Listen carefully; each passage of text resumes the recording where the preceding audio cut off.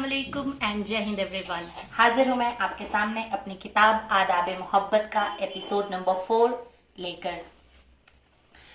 माहिरा की stage performance से उसकी सीनियर बहुत ज्यादा खुश होती है और उसको स्टे ब्लेस्ड डियर कहकर अपना आशीर्वाद देती है, अपनी ब्लेसिंग्स भेजती है। और ये सब सुनकर माहिरा बहुत ज्यादा खुश हो जाती है। प्रोग्राम के खत्म होने से पहले माहिरा को मिस फ्रेशर का क्राउन उसकी सीनियर ने पहनाया। उसके बाद वो अपनी दोस्त और रूममेट फलक के साथ कैंटीन चली जाती है। कैंटीन में तुम जो आए जिंदगी में बात बन गई, ये गाना चल रहा था। अगस्त का महीना था, हल्की हल्की फुहार पड़ रही थी। ऐसा लग रहा था मानो कुदरत ने दो दिलों को मिलाने का सारा इंतजाम कर दिया हो। माहौल सुपर रोमांटिक था। माहिरा और फलक कॉफी और सैंडविच ऑर्डर करके टेबल पर बैठी ही थी कि विवान अपने दोस्त मानव के साथ सामने की टेबल पर बैठता है। विवान की नजरें माहिरा से हट ही नहीं रही थी। इतने में फलक कॉफी और सैंडविच लेकर आती है और विवान को देखकर माहिरा को उसके बारे में बताती है। उसे देखते ही माहिरा को एक अनजाना सा एहसास होता है, जैसे पहले कभी नहीं हुआ हो। उसकी आंखें बहुत कुछ समेटे हुई थी अपने अंदर, पर क्या, माहिरा नहीं समझ पा रही थी। इतने में विवान मानव को लेकर माहिरा के टेबल की तरफ आया और कहा, hi, I am Vivaan Singh, may I sit here? Falak कहती है, या श्योर। विवान असल में माहिरा से ही बात करना चाहता था, इसलिए बिना देर किए उसने उससे पूछ दिया, may I know your good name please? Mahira वैसे तो किसी लड़के से इतनी आसानी से बात नहीं करती थी, पर आज ना जाने उसे क्या हुआ था, वो तुरंत बोल पड़ी, hi, I am Mahira Singh, first year student. उसकी बेबाकी को देखकर विवान स्टिल रह गया। तभी मानव ने उसे हिलाया और कहा, तू भी बता दे तू कौन है? विवान चौंका और बोला, हाँ, I am Vivaan Singh, third year student. Mahira मुस्कुराकर उसका इंट्रो एक्नॉलेज करती है। कुछ देर दोनों चुपचाप बैठ खिड़की से फुहार में धुल रहे पेड़ पौधों को देखते रहते हैं। कभी एक दूसरे से नजरें चार हो जाती तो कभी एक दूसरे को इग्नोर करते। इतने में माहिरा को अजीब सी बेचैनी होने लगी। वो उठकर बाहर चली गई। विवान उसके पीछे गया और बोला, will you take some chocolates? कहते हैं चॉकलेट स्ट्रेस बस्टर्स होती है। माहिरा कहती है, no, it's okay, I am not stressed. यह सुनकर विवान मुस्कुराया और अपनी भौवें चढ़ाकर पूछता है, अच्छा जी, तो फिर आप वहां से बाहर क्यों चली आई? इसका माहिरा के पास कोई जवाब नहीं था। फिर भी कुछ तो बोलना था, तो उसने कहा, like that, I am not feeling comfortable. ये सुनना था कि विवान ने झट से कुछ पूछ दिया, मेरी वजह से क्या? You are not comfortable? इसका माहिरा ने कुछ जवाब नहीं दिया। थोड़ी देर दोनों के बीच सन्नाटा रहा। फिर विवान पूछता है, मैं तुम्हारे साथ कुछ देर कैंपस में घूम सकता हूँ? मुझे तुमसे कुछ बहुत जरूरी कहना है। माहिरा पूछती है, इतना क्या जरूरी है जिसके लिए कैंपस घूमना पड़े? आपको जो कहना है यही कहिए, वैसे भी मुझे हॉस्टल जाना है, ये कॉस्ट्यूम चेंज करनी है मुझे। ये सुनते ही विवान बेसब्री से कहता है, तो कल ऑफ है ना, मॉर्निंग वॉक के लिए चलते हैं। माहिरा सोचने लगती है कि इस लड़के को ऐसा क्या हो गया जो मुझसे मिलने को बेताब हो रहा है, और मुझे ऐसा क्यों लग रहा है जैसे मैं उसे पहले से जानती हूँ। वह बिना विवान से कुछ कहे फलक को बुलाती है और हॉस्टल चली जाती है। सुबह 5:30 बजे वो मॉर्निंग वॉक के लिए निकलती है, पर जाने क्यों उसे बार बार विवान की आंखें याद आती है। वो सर झुकाकर जॉगिंग कर रही थी कि इतने में वो किसी से टकरा जाती है। जल्दी से सॉरी कहने के लिए जैसे ही सर ऊपर उठाती है तो देखती है सामने विवान मुस्कुरा रहा है। सुबह की रेशमी हवाएं, कैंपस की हरियाली और चिड़ियों की चहक से मानो इन दोनों की जिंदगी में नए रंग बिखेरने शुरू हो गए। विवान फिर से प्यार भरी अदाओं से कहता है, it's my pleasure to see you. I want to say something very special. ये सुनकर माहिरा बहुत घबरा जाती है और कहती है, even I want to say that we can be good friends. ये सुनकर विवान का मॉरल बिल्कुल भी डाउन नहीं होता और वो बेबाकी से कहता है, दोस्त, मेरे लिए तो दुनिया का हर अजनबी दोस्त ही है, क्योंकि मेरी किसी से भी दुश्मनी नहीं होती और ना ही मुझसे किसी का झगड़ा होता है। मैं तो तुमसे बस पाक और पक्का रिश्ता जोड़ना चाहता हूँ। उस पर माहिरा हिलेरियसली पूछती है, वैसे कौन सा पक्का रिश्ता जोड़ना चाहते हैं आप मुझसे? बहन का। तभी विवान एक कार्ड और चॉकलेट उसकी तरफ बढ़ाता है। माहिरा हैरान रह जाती है कि उसकी धड़कन तेज हो जाती है। कार्ड में लिखा था, I want to marry you, can you wait for me till I get job and settled. Mahira सोचती है, कोई पहली मुलाकात में किसी को अपने जीवन साथी बनाने के बारे में कैसे कह सकता है? अभी तो मैंने अपने कोजी नेस्ट से बाहर की दुनिया में पंख भी नहीं फैलाया है। मैं भला इस इंसान को कैसे कह दूं कि मैं अपना घोंसला इसके साथ बनाने के लिए तैयार हूं? इतने में विवान की चुटकी उसे गहरी सोच से जगाती है। वो कहता है, क्या सोचने लगी मैडम? IIM इंदौर का सबसे ब्रिलियंट और डैशिंग लड़का आपको प्रपोज कर रहा है। पिछले 3 सालों में 500 से ज्यादा लड़कियां मुझ पर मर पड़ी और कुदरत का निजाम तो देखिए, मैं आप पे फिदा हो गया।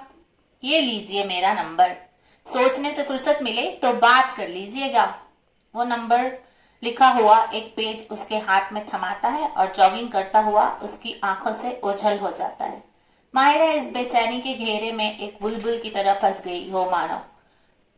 यह सवाल ऐसे थे जिसका जवाब वो चाहे तो नहीं देती, पर कहीं ना कहीं उसके दिल में विवान के नाम का गिटार बजने लगा था।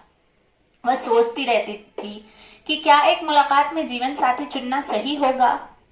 मैं उसके घर, परिवार, बिहेवियर, कास्ट, किसी के बारे में कुछ भी नहीं जानती। वो भी तो मेरे बारे में कुछ नहीं जानता। सिर्फ सूरत देखकर कोई लाइफ पार्टनर कैसे चुन सकता है? वो बहुत परेशान थी।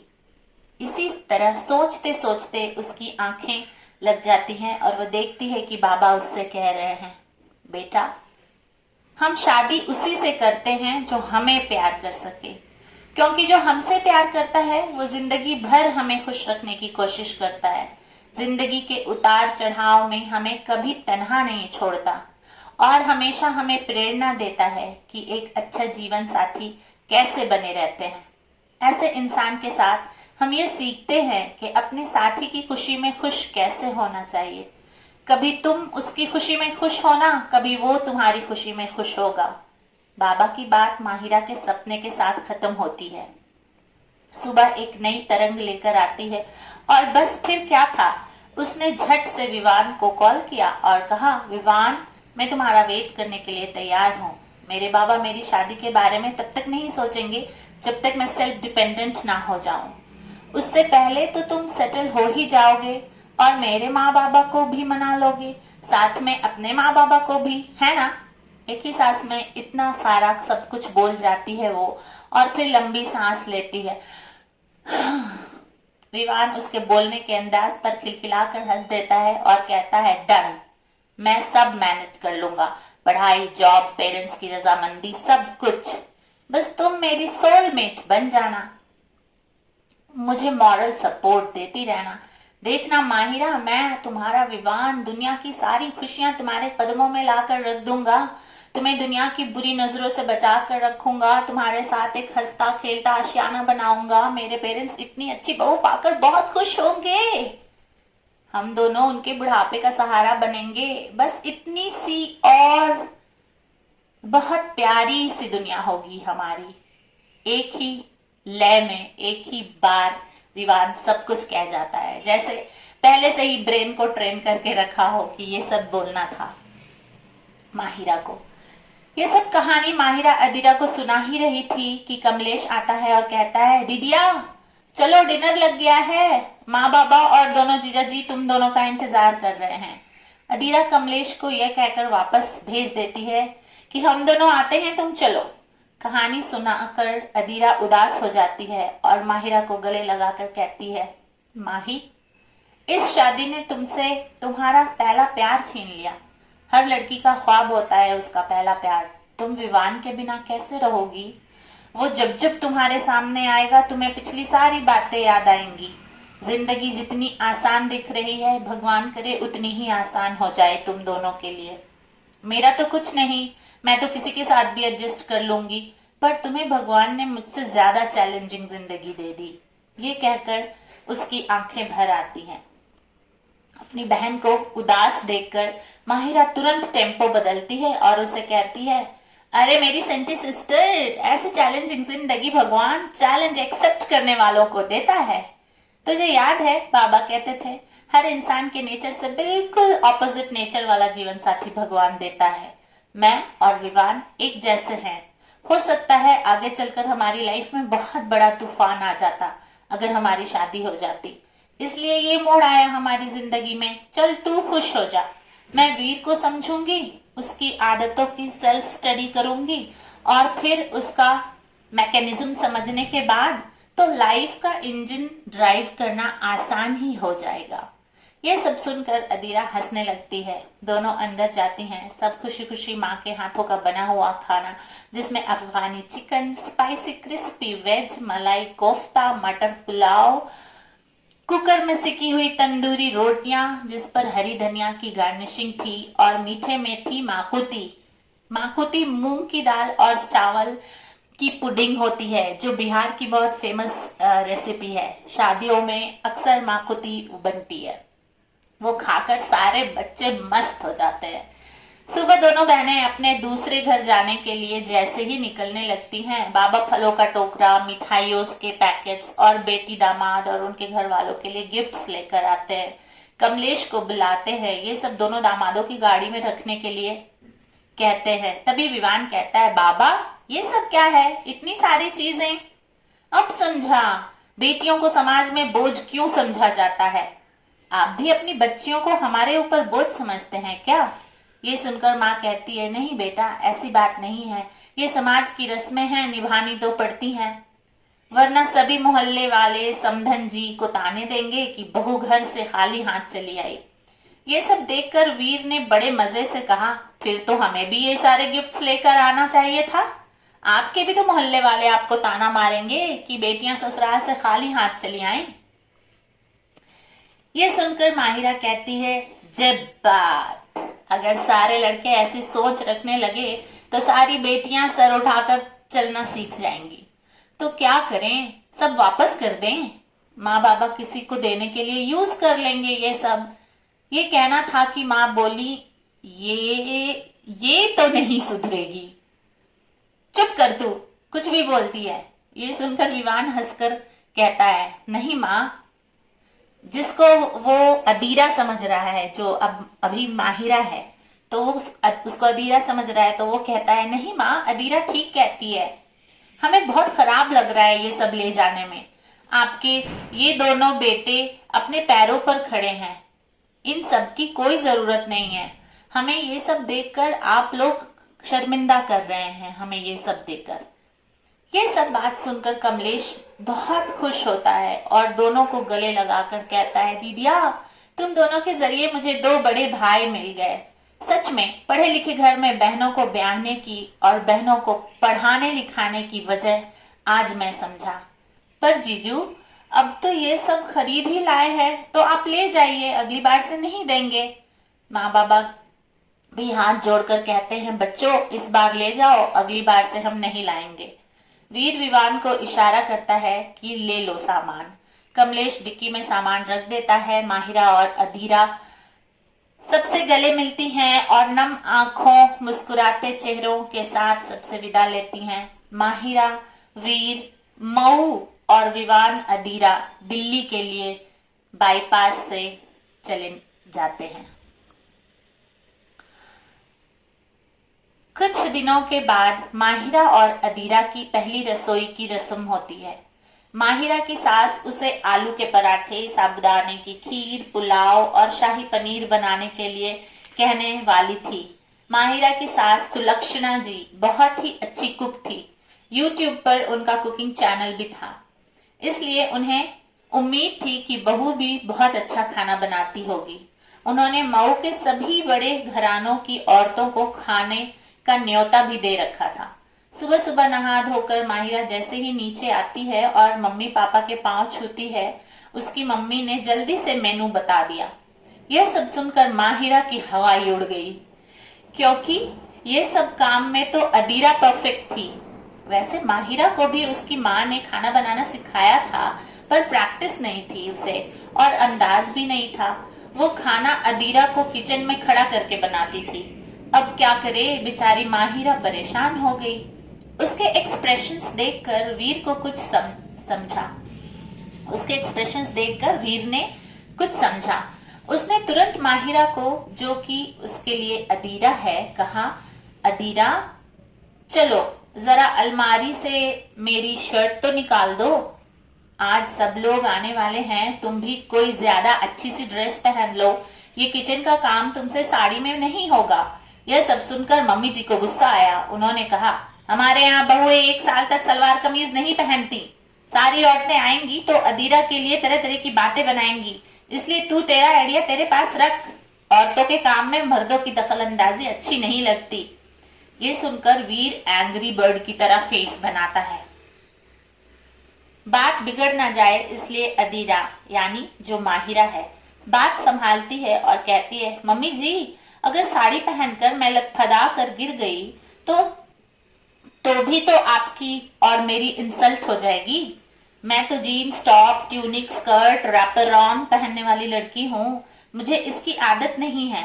आप खाना बनाने के समय मुझे सूट पहनने दीजिए और जब गेस्ट आएंगे मैं साड़ी पहन लूंगी। उनके सामने तो मुझे बैठना ही होगा और खाना मुन्नी, उनके घर की जो हेल्पर है, वो सर्व कर देगी। यह सुनकर सुलक्षणा जी थोड़ी शांत होती हैं और उसे ऐसा करने की इजाजत देकर अपने कमरे में चली जाती हैं। वीर और अदीरा अपने कमरे में आते हैं। वीर झट से रूम बंद करता है और कहता है, अदीरा तुमने तो कहा था कि तुम खाना बहुत अच्छा बनाती हो, पर आज जब मम्मी ने तुम्हें डिशेस के नाम बताए तो तुम्हारे चेहरे पर 12 क्यों बजने लगा? अदीरा कहती है, आता है मुझे बनाना, पर माँ और माहिरा के बिना कभी नहीं बनाया, इसलिए परेशान हो गई। वीर ये सुनते ही झट से YouTube ऑन करके उसे देता है और कहता है, ये रही तुम्हारी माँ और माहिरा, अब ये देखो और सूट पहनकर आ जाओ नीचे फ्रंटियर संभालने के लिए। उसका जॉली अंदाज देखकर माहिरा हंसने लगती है। वो तैयार होकर जाती है जैसे फाइनल ईयर का प्रोजेक्ट मिला हो उसे। इतनी सीरियस सिंसियरली उसने देर से ही सही गेस्ट के आने के पहले सारी डिशेस बनाकर टेबल पे ले आउट कर दिया। मम्मी जी आकर देखती हैं, खाने के साथ उसने डाइनिंग टेबल के सेंटर में एक बड़ा सा ग्लास बोल जिसमें परफ्यूम्ड फ्लोरल कैंडल्स और रोज पेटल्स डेकोरेट किया था। एक कांच के गिलास में टिश्यू पेपर रखे थे, कोस्टर सेट, कटलरी, नैपकिन के साथ माउथ फ्रेशनर भी रखा था। ये सब ऑर्गेनाइज्ड देखकर वो बहुत खुश हुई, पर खाने के बारे में अभी भी संदेह था उन्हें। इसलिए एक प्लेट में थोड़ा थोड़ा सब पकवान लेकर वैभव जी यानी अदीरा के ससुर के पास गई और कहा, आज बहू की पहली रसोई है, जरा चख करके उसे नेक दे दीजिए। सारी औरतें आ जाएंगी तो आप खाना नहीं खा पाएंगे, इसलिए पहले ही खाना खा लीजिए। वैसे भी देवों को भोग पहले लगाया जाता है। यह कहकर वो हंसने लगती हैं। वैभव जी खाना चखने से पहले अदीरा को बुलाते हैं और कहते हैं, बेटा खाना बहुत टेस्टी बना है। उसकी खुशबू और तुम्हारे प्यार से बनाने के अंदाज से मुझे लगा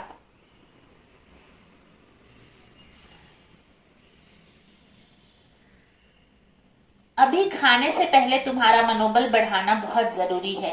ये लो तुम्हारा नेक। यह कहते ही वो माहिरा की तरफ एक डायमंड इयररिंग का डब्बा बढ़ाते हैं। ये देखकर माहिरा कहती है, पापा जी, ये गहने आपकी दुआओं के आगे बहुत फीके हैं। आप मेरे सर पे हाथ रखकर आशीर्वाद दीजिए कि मेरा सुहाग मेरे माथे पे हमेशा सजता रहे। और अग्निदेव को साक्षी मानकर मैंने और वीर ने शादी को निभाने की जो जो कस्में खाई हैं, वो सारी कस्में हम दोनों जिंदगी भर पूरी कर पाए। आप इस चीज का हमें आशीर्वाद दे दीजिए बाबा।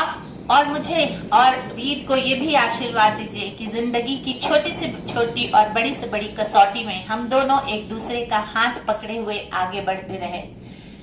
माहिरा की बात सुनकर वैभव जी बहुत खुश हो गए। बेटी के घर में आने की तमन्ना उनकी पूरी हो गई। उन्होंने माहिरा के सर पे हाथ रखा और आशीर्वाद दिया, जुग जुग जियो बिटिया, खुश रहो, साथ रहो, सुहागन रहो। यही तक आज मैं कहानी पढ़ती हूँ, आगे की कहानी कल पढ़ूंगी। तब तक के लिए रिश्तों को संजोते रहिए और उनमें मिठास ढूंढते रहिए। बड़े प्यारे होते हैं रिश्ते, बहुत मेहनत लगती है इनको संवारने में, तो रिजल्ट भी तो बहुत अच्छा ही होता होगा ना। तो आप अपने रिश्तों पे ध्यान देते रहिए, उनको हर दिन मोहब्बत के पानी से सींचते रहिए। और फिर मैं आपसे कल फिर मिलती हूँ। मैं मंडे से फ्राइडे तक ही कहानी पढ़ूंगी, क्योंकि सैटरडे मेरे बेटे की छुट्टी होती है और संडे को फैमिली डे होता है, तो 2 दिन मैं आप लोगों से नहीं जुड़ पाऊंगी। तब तक के लिए मेरी कहानी का एपिसोड देखते रहिए, कुछ सीखते रहिए, जीते रहिए, खुश रहिए, आबाद रहिए। जय हिंद।